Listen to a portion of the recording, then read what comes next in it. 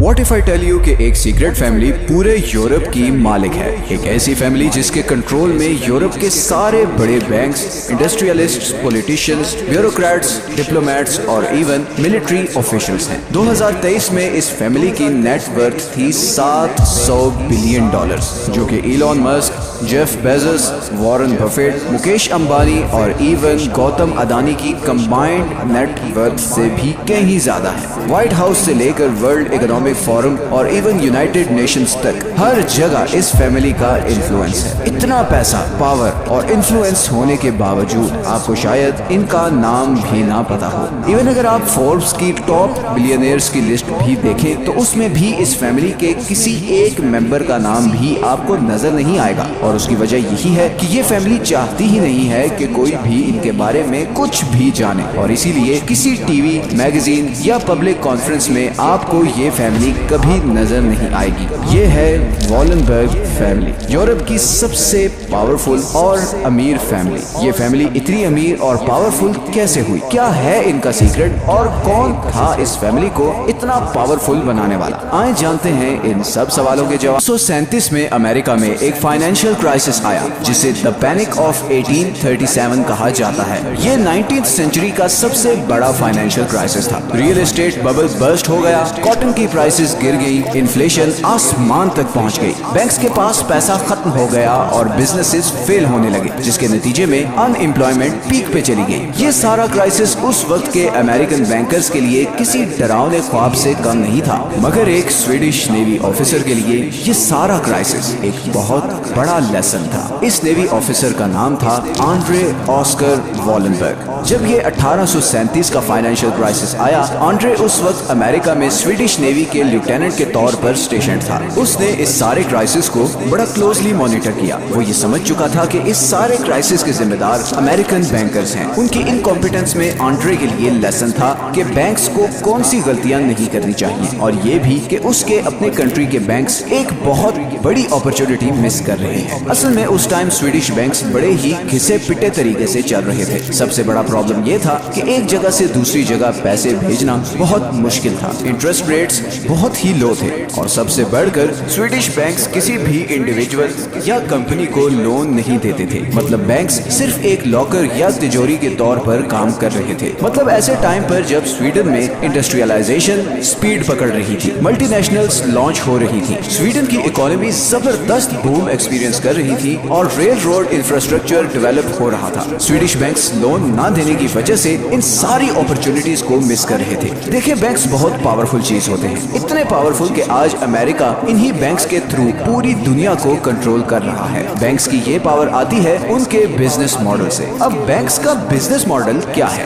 یہ بینکس کیسے کام کرتے ہیں؟ بہت ہی سمپل وے میں اگر سمجھاؤں تو بینکس آپ کے دیے ہوئے پیسے کو آگے کسی اور انسان یا کمپنی کو ایز اے لون دیتے ہیں اور پھر اس پر انٹرسٹ چارج کرتے ہیں، جو کہ ان کا پروفٹ ہوتا ہے۔ فار ایگزامپل، دو لوگ ہیں، ایک میں اور ایک میرا دوست علی۔ اب سپوز کریں میں نے بینک میں 1000 روپے سیونگ اکاؤنٹ میں ڈپازٹ کروائے اور بینک اس 1000 پر مجھے 5% انٹرسٹ دیتا ہے، لیکن پھر بینک وہی 1000 روپے آگے علی کو لون دیتا ہے اور اس سے 10% انٹرسٹ ریٹ چارج کرتا ہے۔ اس طرح بینک کو 5% انٹرسٹ بچتا ہے اور وہ اس کا پروفٹ ہے۔ یہ صرف ایک سمپل سی ڈیفینیشن ہے بینکنگ کی۔ اس کے علاوہ بینکس ریئل اسٹیٹ، بزنسز اور اسٹاک ایکسچینج میں بھی آپ کا پیسہ انویسٹ کرتے ہیں اور اس سے پروفٹ کماتے ہیں، مگر آپ کو صرف وہی 5% ملتا ہے۔ خیر، اس وقت سویڈش بینکس یہ لون دینے کا کام بہت لمیٹڈ اسکیل پر کر رہے تھے اور لوگوں کو صرف ڈپازٹ کی فیسلٹی دے رہے تھے، اور اس طرح پروفٹ کمانے کی ایک بہت بڑی اپرچونٹی بھی مس کر رہے تھے۔ یہی وہ اپرچونٹی تھی جو آنڈرے نے ریئلائز کی اور 1856 میں سویڈن کے کیپٹل اسٹاک ہومز میں اپنا بینک کھولا، جس کا نام تھا اسٹاک ہومز انسکلڈا بینک، یا شارٹ فارم میں SEB۔ آج سے 200 سال پہلے بینک اوپن کرنا اتنا مشکل نہیں تھا جتنا آج ہے۔ آج تو اتنی ریگولیشنز اور کیپٹل ریکوائرمنٹ ہیں کہ عام آدمی تو سوچ بھی نہیں سکتا۔ 19ویں صدی میں بینک اوپن کرنا اتنا آسان تھا جتنا کوئی جیولری سٹور کھولنا۔ SEB نے پہلی دفعہ سویڈن میں لوگوں کو یہ آپشن دی کہ وہ اپنا پیسہ اس بینک میں ڈپازٹ کریں اور بدلے میں ان کی سیونگ پہ ایک فکسڈ انٹرسٹ ریٹ ملے گا. سویڈن کے لوگوں کے لیے یہ ایک بالکل نئی چیز تھی, بیکاز ان کے نزدیک تو بینک کا کام صرف یہ تھا کہ وہ آپ کے پیسے کو سیو کرے جیسے کوئی لاکر یا تجوری ہوتی ہے. پر اب انہیں اپنی سیونگز پر پروفٹ مل رہا تھا. SEB پر لوگوں کا ایک ہجوم لگ گیا. لوگ اپنی زندگی بھر کی سیونگز لے کر SEB میں ڈپازٹ کروانے لگے. اسی طرح کیونکہ اس وقت انڈسٹریلائزیشن کا بوم تھا تو بہت سے بزنس مین SEB سے آ کر لون لینا شروع ہو گئے. والنبرگ ایک طرف سے عام لوگوں کی سیونگز پکڑ رہا تھا اور پھر وہی سیونگز آگے انڈسٹریلسٹس اور بڑے بڑے بزنس مین کو ہائی انٹرسٹ ریٹ پر ایز اے لون دے رہا تھا. چند سالوں میں ہی SEB پورے سویڈن پر چھا چکا تھا. سویڈن کے ہر بندے کا پیسہ کسی نہ کسی طرح SEB کے پاس تھا. مطلب سچویشن کچھ ایسی تھی کہ یا تو آپ کا پیسہ SEB میں ڈپازٹ ہے یا پھر آپ SEB سے لیا ہوا لون پے آف کر رہے ہو, یا پھر آپ کسی ایسی کمپنی میں کام کر رہے ہو جس نے SEB سے لون لیا ہوا ہے. پوری سویڈش اکانومی SEB کے کنٹرول میں تھی, مگر والنبرگ فیملی ادھر رکنے والی نہیں تھی. انہیں اور پیسہ اور پاور چاہیے تھی. انہوں نے سوچا کہ کیوں نہ اس سارے پیسے سے سویڈن کی ساری بڑی کمپنیز خرید لی جائیں. اور پھر والنبرگز نے ریلوے سے لے کر factories, shipping ports, press, real estate, ہر چیز میں پیسہ انویسٹ کرنا شروع کر دیا. سویڈن کی شاید ہی کوئی انڈسٹری ہو جس میں والنبرگز کے سٹیکس نہ ہوں. سویڈن کی ساری اکانومی, سارا پیسہ, سارے لوگ صرف ایک فیملی کے کنٹرول میں تھے, اور یہ کنٹرول اب سویڈن سے نکل کر یورپ اور پھر پوری دنیا میں پھیلنے والا تھا. والنبرگ فیملی کی اسی بڑھتے ہوئے کنٹرول کو دیکھتے ہوئے سویڈش گورنمنٹ نے 1916 میں ایک لا پاس کیا جس کے اکارڈنگ کوئی بھی بینک کسی بھی کمپنی کے لانگ ٹرم شیئرز ہولڈ نہیں کر سکتا تھا. یہ ایک بہت بڑا سیٹ بیک تھا والنبرگ فیملی کے لیے, مگر انہوں نے اس کا بھی سولوشن نکال لیا. والنبرگز نے انویسٹر AB کے نام سے ایک نئی کمپنی بنائی اور SEB کے انڈر جتنی بھی کمپنیز تھیں ان کی اونرشپ انویسٹر AB کو ٹرانسفر کر دی. اگلے 20 سالوں میں انویسٹر AB اتنی پاورفل ہو چکی تھی کہ پورے سویڈن کی 40% ورک فورس اس ایک کمپنی کے لیے کام کر رہی تھی. اور پھر ورلڈ وار 2 شروع ہو گئی, اور یہاں پر اب وہ پوائنٹ آنے والا ہے جو میں چاہتا ہوں کہ آپ میں سے ہر کوئی بہت دھیان سے سنیں. ورلڈ وار 2 دو گروپس کے بیچ میں لڑائی تھی. ایک گروپ ایلائز کہلاتا تھا اور اس میں برٹن, امریکہ, سوویت یونین اور فرانس جیسے کنٹریز تھے, اور دوسری طرف ایکسس گروپ تھا جس میں جرمنی, اٹلی اور جاپان تھے. ان دونوں گروپس کے لوگ ایک دوسرے کو جانی دشمن سمجھتے تھے. ان کو ایسا برین واش کیا گیا تھا کہ کوئی بھی گروپ دوسرے کو کمپلیٹلی تباہ کیے بغیر اس سے بات کرنے کو تیار نہیں تھا. دونوں طرف سے لاکھوں لوگ مارے جا رہے تھے, اور وہی والنبرگ فیملی اس کشمکش میں تھی کہ انہیں ان دونوں گروپس میں سے کس سے زیادہ پروفٹ مل سکتا ہے. اور پھر انہوں نے بھی وہی کیا جو روتھشائلڈ فیملی نے کیا تھا. والنبرگ فیملی نے ایک طرف امریکہ اور برٹن کو ہیوی لونز دینا شروع کر دیے, اور دوسری طرف انہوں نے امریکہ اور برٹن کے دشمن جرمنی کی ساری بڑی ہتھیار بنانے والی کمپنیز کو خریدنا شروع کر دیا تاکہ جرمنی کو ویپنز کی سپلائی ختم نہ ہو. اور یہ سب والنبرگ کسی چیریٹی کے لیے نہیں کر رہے تھے, بلکہ انہوں نے ان تینوں کنٹریز سے سیکرٹ ایگریمنٹس کیے جس کے اکارڈنگ وار ختم ہونے کے بعد ایک طرف جرمنی SEB کو فری آف کاسٹ جرمنی میں برانچز کھولنے دے گا, اور ساری پوسٹ وار ڈیولپمنٹ فنڈنگ SEB کے تھرو ہی ہوگی.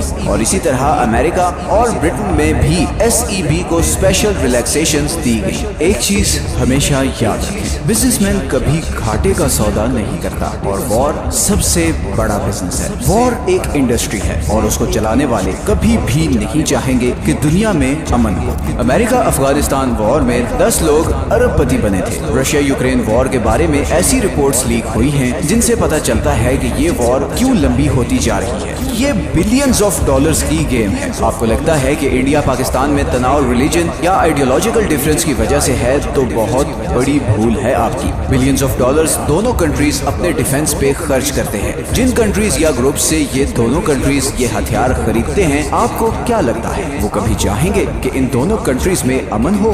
کبھی بھی نہیں. ان کے بلینز آف ڈالرز کے ہتھیار پھر کون خریدے گا؟ دونوں طرف کے عام لوگوں کو بیوقوف بنا کر ایک دوسرے کا دشمن بنایا ہوا ہے. موویز, میڈیا اور سلیبس کے تھرو برین واش کیا ہوا ہے تاکہ یہ اس چکر سے باہر نکل ہی نہ سکے, اور نتیجتاً امیر پہلے سے زیادہ امیر ہوتا جا رہا ہے اور غریب مزید غریبی کی دلدل میں گھستا جا رہا ہے. یہی ڈبل گیم والنبرگز نے ورلڈ وار 2 میں کی اور ابھی تک کرتے آ رہے ہیں. 2014 میں جب رشیا نے یوکرین پر اٹیک کیا تو جہاں سارے یورپ نے رشیا پر ٹوٹل سینکشنز لگا دی, وہیں वॉलनबर्ग्स की दो कंपनीज एटलस कॉर्प को और एसकेएफ रशिया को न्यूक्लियर प्रोग्राम्स के लिए जरूरी इक्विपमेंट सप्लाई करती रही। अब यहाँ पर सवाल ये पैदा होता है कि 90% केसेस में हमने देखा है कि अमीर फैमिलीज तीसरी या चौथी जनरेशन में खत्म हो जाती हैं। तो फिर वॉलनबर्ग फैमिली इतने लंबे अरसे तक कैसे सरवाइव कर गई और 100 साल गुजरने के बावजूद आज भी वो यूरोप की सबसे पावरफुल फैमिली कैसे है? वॉलनबर्ग फैमिली ने इस थर्ड जनरेशन कर्ज से निपटने के लिए ये हल निकाला कि किसी एक या दो बेटों को सारा पैसा ट्रांसफर करने के बजाय वॉलनबर्ग फैमिली की सारी वेल्थ एक फैमिली फाउंडेशन में जाती है